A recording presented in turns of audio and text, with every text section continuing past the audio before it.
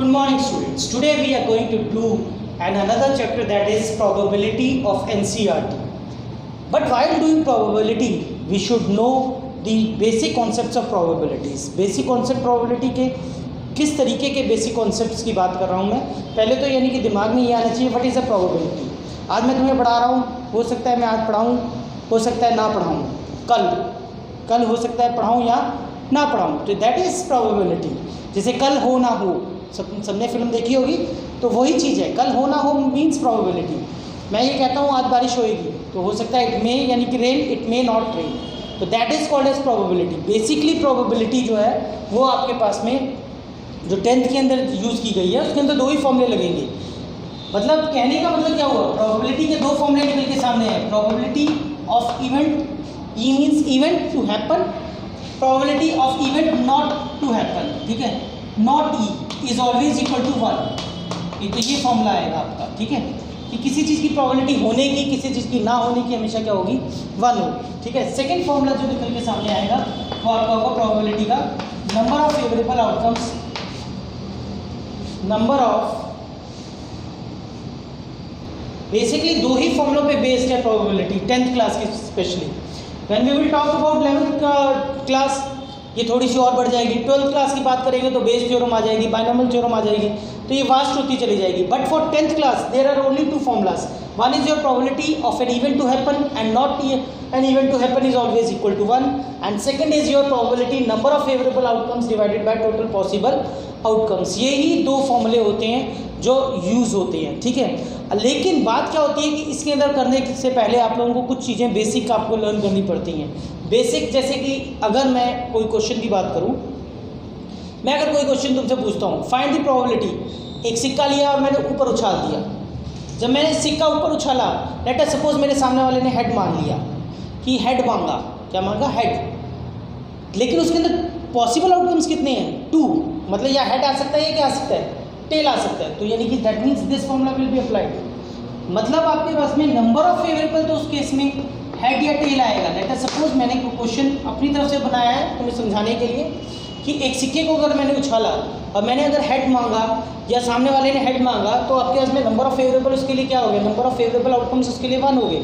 लेकिन जो टोटल है वो आपके पास में कितने रहे, 2. तो प्रोबेबिलिटी आपके पास में कितनी आ गई, 1/2. क्या आ गई, 1/2. Number of favourable divided by total possible outcomes. इसी की मैं बात कर रहा हूँ कि आपको ये चीज़ ध्यान में रखनी है. लेकिन बच्चे को जो मुश्किल लगता है वो क्या, कौन सा कॉन्सेप्ट मुश्किल लगता है, उस पर हम आते हैं. बेसिकली बच्चों, अब हमारे पास में मैंने कॉन्सेप्ट्स को 3 इसमें डिवाइड किया है जो बच्चों को बड़े डिफिकल्ट लगते हैं.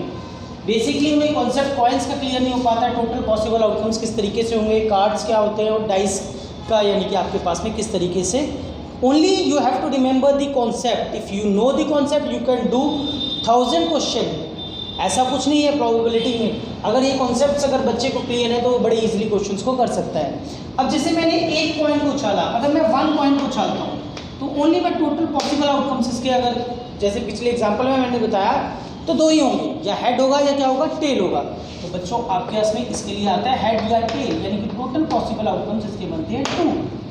ये हमारे पास में क्या निकल के आ रहे हैं, टोटल पॉसिबल आउटकम्स निकल के सामने आ रहे हैं. ठीक है, अब बच्चे अगर मैं 2 कॉइन्स को एक साथ में उछालता हूँ, मतलब मैं दोनों हाथ में 2 कॉइन लेता हूँ और ऐसे उछाल देता हूँ, तो आपके पास में टोटल पॉसिबल आउटकम्स कितने होंगे, टोटल पॉसिबल आउटकम्स आपके बन जाएंगे 4. कितने बन जाएंगे, 4.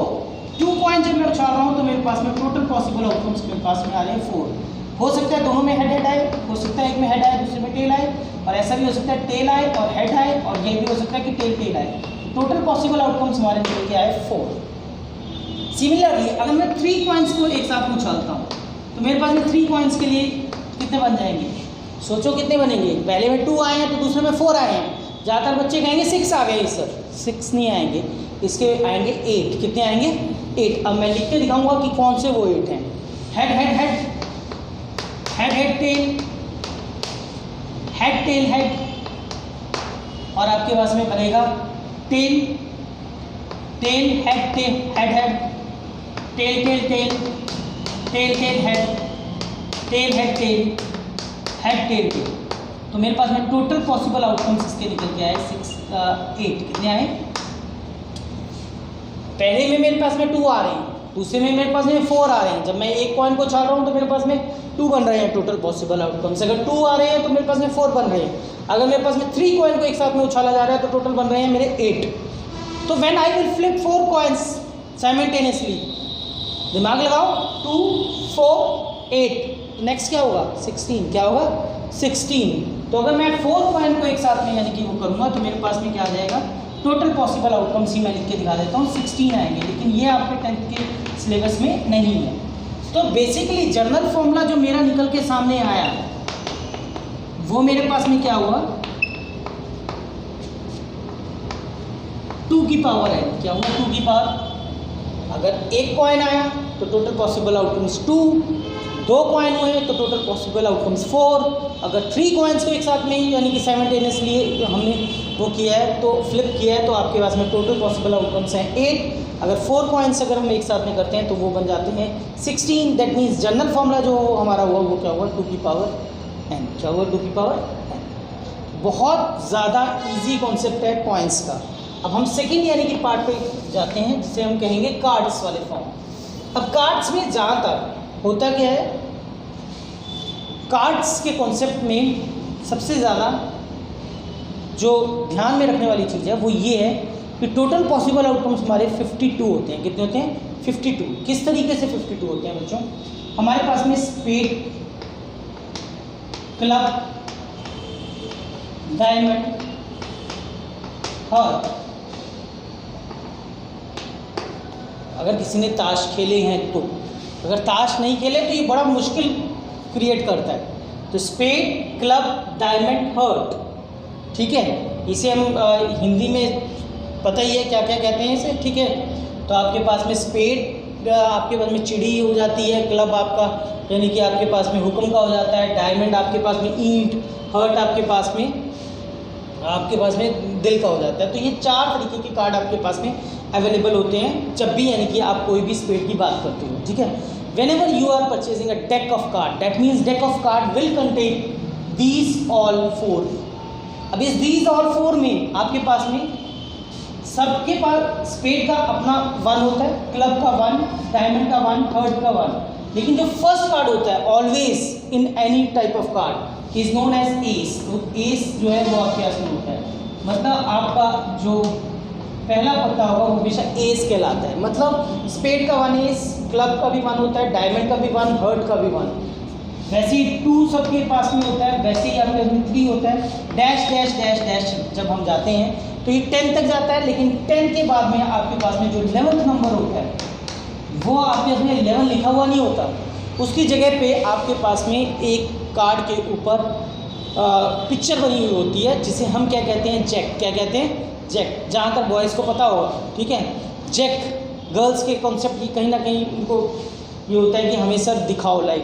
तो जैक आपके पास में जो होगा वो आपके पास में फेस कार्ड कहलाएगा, फर्स्ट फेस कार्ड। तो यानी कि जैक जो है वो आपके पास में 1-1 जैक सबके, और वैसे ही अब आपके पास में क्वीन आएगी, वैसे ही आपके पास में क्या आएगा, किंग आएगा, ठीक है, 1-1 किंग। लेकिन बच्चों जो ध्यान में रखना है वो ये भी ध्यान में रखना है कि दीज ऑल कार्ड्स, जो ये 12 कार्ड्स मैंने बोले हैं, these are called as face cards. इसलिए क्या कहते हैं, फेस कार्ड्स कहते हैं, क्योंकि जैक का भी यानी कि आपके पास में बना हुआ होता है, ठीक है, क्वीन भी बनी हुई होती है और किंग भी बना हुआ होता है। तो अगर आप सबके इंडिविजुअली देखोगे, सबको टोटल करके देखोगे, इंडिविजुअली एक एक होता है स्पेड का, लेकिन अगर आप टोटल देखोगे इन टोटल फेस कार्ड्स कितने होते हैं, वो आपके पास में 12 फेस कार्ड्स अवेलेबल हैं। कितने हैं, 12। ये ध्यान में रखना है। अब बच्चों ये जो स्पेड और क्लब है इसे हम ब्लैक सूट कार्ड्स भी करते हैं। क्या कहते हैं, ब्लैक सूट कार्ड्स, क्योंकि ये ब्लैक कलर के होते हैं, ठीक है। तो इसीलिए इनका नाम दिया गया है ब्लैक सूट कार्ड्स, ठीक है।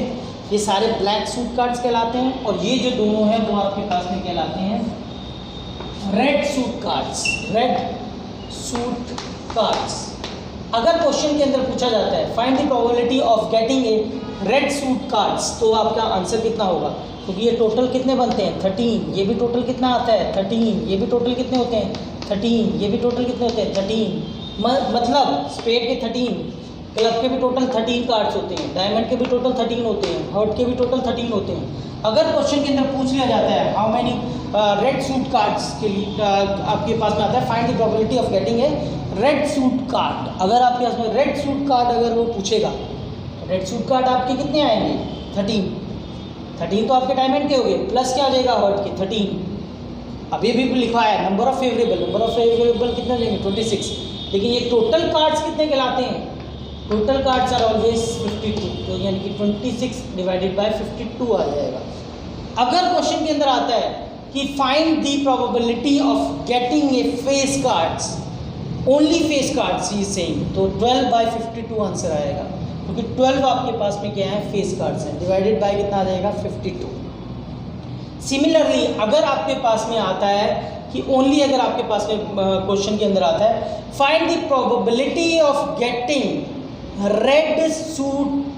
रेड फेस कार्ड्स, ठीक है। अगर रेड फेस कार्ड्स की अगर आप बात करोगे तो रेड फेस कार्ड्स आपके यही हैं, यानी कि ये 6 रेड फेस कार्ड्स आएंगे। वैसे ही रेड के 6 ही क्या है आपके ब्लैक फेस कार्ड्स हैं, तो उसका आंसर बनेगा 6/52 और 6/52। We will discuss all the questions of NCERT, but NCERT को डिस्कस करने से पहले जो आप लोगों को कॉन्सेप्ट्स हैं वो क्लियर होने चाहिए, ठीक है। कॉन्सेप्ट क्लियर होंगे, क्वेश्चंस बहुत आसान हैं करने। Dice, when we talk about dice, सारे बच्चे लूडो खेलते हैं आजकल, और वो तो मोबाइल में तो स्पेशली कि आप लोग सबसे ज़्यादा लूडो को ही खेला जाता है, ठीक है।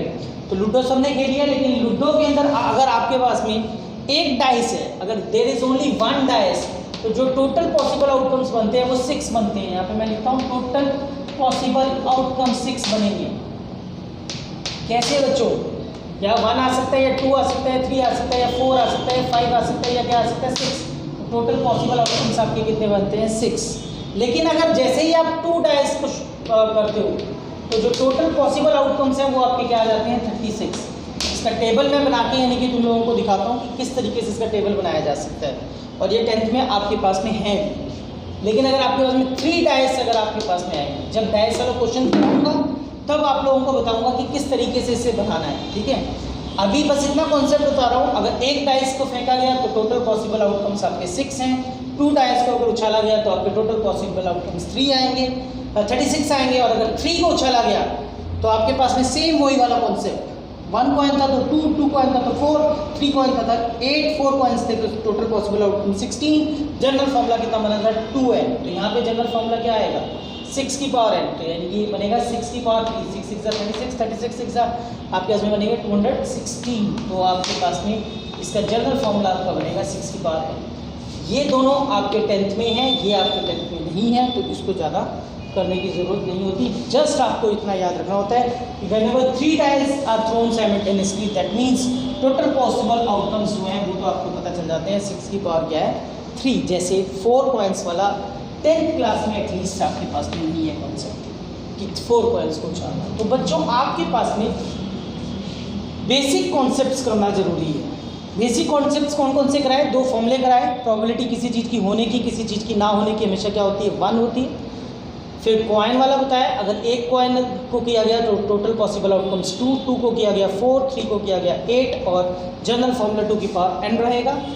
स्पेड, क्लब, डायमंड, हर्ट, ये कार्ड्स में किसी भी डेक ऑफ कार्ड में मिलते हैं। स्पेड के टोटल 13 कार्ड्स होते हैं, क्लब के भी 13 होते हैं, डायमंड के भी 13 होते हैं, हर्ट के भी 13 होते हैं। लेकिन इसके अंदर फेस कार्ड्स कितने होते हैं? 12 होते हैं। और वो फेस कार्ड कौन से हैं? जैक, क्वीन और किंग, ठीक है। अब बच्चों आपके इसमें डाइस के कॉन्सेप्ट में अगर एक डाइस को टॉस किया जाए तो 6 बनते हैं, 2 डाइस को टॉस किया जाए तो 36 बनते हैं, और अगर 3 डाइस को कर दिया जाए तो आपके पास में 216 यानी कि 6 की पावर n बन जाता है। अब बच्चे हम लोग करेंगे इसी के ऊपर बेस सारे के सारे एक्सरसाइज जो आपकी एनसीईआरटी की है। I will start with question number 5th और 6th, बिकॉज फर्स्ट 5 जो है वो बहुत ही आपके फिलिंग द ब्लैंक्स वाले ही क्वेश्चन। बच्चे हम आंसर नंबर 5 से शुरू कर रहे हैं, बिकॉज बाकी चीज़ें जो हैं वो आपके पास में फिलिंग द ब्लैंक्स ही हैं। प्रोबेबिलिटी किसी चीज़ की होने की ना होने की 1, ठीक है। बेसिकली इसी के ऊपर बेस्ड है आपका question number 5th। Question number 5th में आपको क्या दिया हुआ है कि इफ़ PE = 0.05, आपको ये प्रोबेबिलिटी दे रखी है, प्रोबेबिलिटी ऑफ हैपनिंग दे रखा है 0.05, एंड ही इज सेइंग इसका आंसर निकालो, नॉट डी का आंसर निकालना है। मैंने 2 फॉर्मूले लिखा है, एक किसी चीज़ की प्रोबेबिलिटी होने की, किसी चीज़ की ना होने की हमेशा क्या होती है, 1 होती है। तो वही वाला कॉन्सेप्ट आप लगाओगे, probability of happening plus not happening is always equal to 1। तो बच्चे अब आपके पास प्रोबेबिलिटी ऑफ हैपनिंग कितना है, 0.05 plus not E is equal to आपके पास में आ जाएगा 1। तो नॉट ई निकालना है, तो आपके पास में नॉट ई का फॉर्मूला क्या बनेगा, 1 माइनस 0.05। तो आपके पास में आंसर आ जाएगा 0.95। आपके पास में 0.95 will be your answer. Basically आपने बस फर्स्ट फॉर्मूला प्रोबेबिलिटी होने की ना होने की प्रोबेबिलिटी का फॉर्मूला लगा देना है और आपके पास में आंसर अपने आप आ जाएगा। ठीक है, just you have to remember the formula. अब बच्चे सेकंड क्वेश्चन जब आप करोगे तो सिक्स क्वेश्चन जब आप करते हो, सेकंड नहीं sorry six question, in six question what is saying, a bag contain lemon flavor candies, only Malini takes out one candy without looking into the bag. What is the probability that she takes out an orange flavor candy? Let us suppose मेरे हाथ को ही देख लो, मेरे हाथ को ये मान लो कि ये कंटेनर है, इस कंटेनर के अंदर लेमन फ्लेवर्ड कैंडी है। मालिनी ने इसके अंदर हाथ डाला और इसके अंदर से ऑरेंज फ्लेवर निकाल दी। इसमें कौन सी फ्लेवर की कैंडी है, लेमन फ्लेवर। हाथ डाला और ऑरेंज निकाल दी, जादूगर तो नहीं है। दैट मीन्स आपके अंदर प्रोबेबिलिटी क्या आएगी ऑरेंज की, 0। क्या आएगी, 0, because in that container only what type of candy is there, lemon flavoured candy. तो आपके पास में आंसर नंबर 6 था। फर्स्ट का आंसर आपका आएगा 0।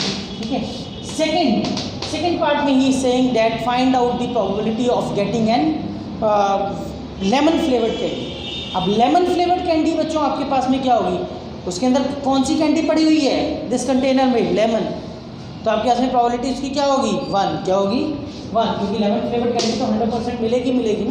तो आपके पास में इसका आंसर आएगा 1। समझ में आया बच्चों, समझना बहुत ज़रूरी है क्वेश्चन। पहले लैंग्वेज को समझना है, उसके बाद में क्वेश्चन को करना है। Answer number 7 of NCERT only. It is given that in a group of 3 students, the probability of 2 students not having the same birthday is 0.992. What is the probability of having the same birthday? 2 बच्चों का birthday की ना होने की probability दे रखी है और आपने निकालना है कि दोनों का बर्थडे सेम डे ही फॉल करेगा, उसकी प्रोबेबिलिटी आपने निकालनी है। Again my formula will be same in 7th question also. That means probability of happening plus not happening is always equal to 1। लेकिन आपने किस तरीके से इसे करना है, आपके पास में जो दे रखा है वो क्या दे रखा है, नॉट ही दे रखा है। दोनों बच्चों की बर्थडे की ना होने की दे रखी है, आपने होने की निकालनी है। कितनी दे रखी है बच्चों आपके ना होने की, 0.992, लेकिन आपने निकालनी क्या है, होने की। Probability of an event to happen, यानी कि उनका बर्थडे सेम डे ही फॉल करेगा। तो probability of happening plus not happening is equal to आपके पास में आएगा 1। तो आपके पास नॉट हैपनिंग आपने निकालना है, मतलब हैपनिंग का निकालना है, तो 1 माइनस आपके पास में आएगा 0.992। That means it will be 0.002। This will be your answer. ठीक है, तो बहुत आसान क्वेश्चन है। अगर यानी कि देखा जाए तो 2 ही फॉर्मूले लगेंगे बेसिकली। प्रोबेबिलिटी होने की ना होने की क्या रहेगी, 1, और दूसरा formula number of favourable outcomes divided by total possible outcome. अब बच्चे moving on to the answer number 8 question number 8 of NCERT। In that question what is given, a bag contain 3 red balls, 5 black balls. A ball is drawn at random from the bag, what is the probability that the ball is red and not red. एक bag में कितनी यानी कि आपके पास में balls पड़ी हुई हैं, 3 रेड बॉल्स पड़ी हुई हैं और मैंने 3R किसे रिप्रेजेंट कर रहा है, रेड बॉल को। और कौन सी कितनी ब्लैक बॉल्स पड़ी हुई हैं, आपके पास में 5 ब्लैक बॉल्स पड़ी हुई हैं। तो 5B मैं लिख देता हूँ for black balls. First part में उसने कहा है कि find the probability of getting a red ball. आपके पास में क्या आनी चाहिए, रेड बॉल आनी चाहिए। तो बच्चों आपके पास में इसके अंदर दूसरा फॉर्मूला लगेगा प्रोबेबिलिटी का, मतलब number of favourable outcomes divided bye, आपके पास में क्या लगेगा, number of favourable outcomes divided by total possible outcomes.